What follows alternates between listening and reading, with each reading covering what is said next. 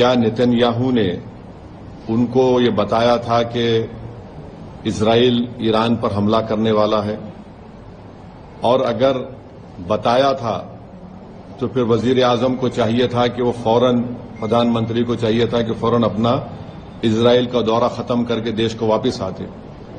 मैं इसलिए कह रहा हूं कि अटल बिहारी वाजपेयी 1979 में चाइना गए थे और जब वियतनाम पर हमला हुआ अटल बिहारी वाजपेयी वापस आ गए देश को।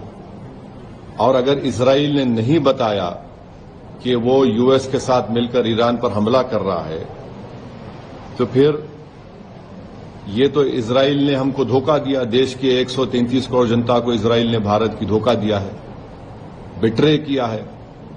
उन्होंने प्रधानमंत्री के विजिट को इस्तेमाल किया है ईरान पर अपने एक वल्गर अटैक के लिए, और उन्होंने प्रधानमंत्री के विजिट को इस्तेमाल किया है ईरान पर हमला करने के लिए, और जो जेनोसाइड उन्होंने फलस्तीनों का किया है गाजा में उसको कवर अप करने के लिए।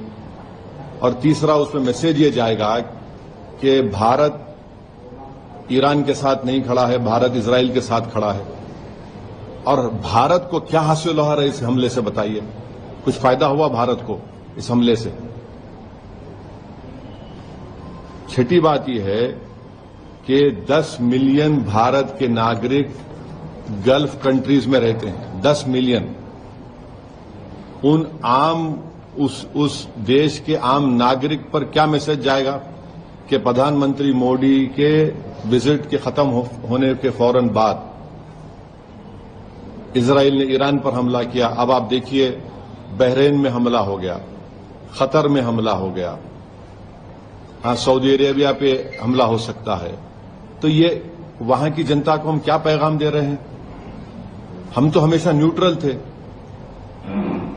देश के प्रधानमंत्री को और बीजेपी को समझना चाहिए कि हमारी 80 साल की जो लेगेसी थी कि हम न्यूट्रल थे इस मामले में, आज उसका क्या हो गया बताइए? और फिर बहुत गलत मैसेज गया है तमाम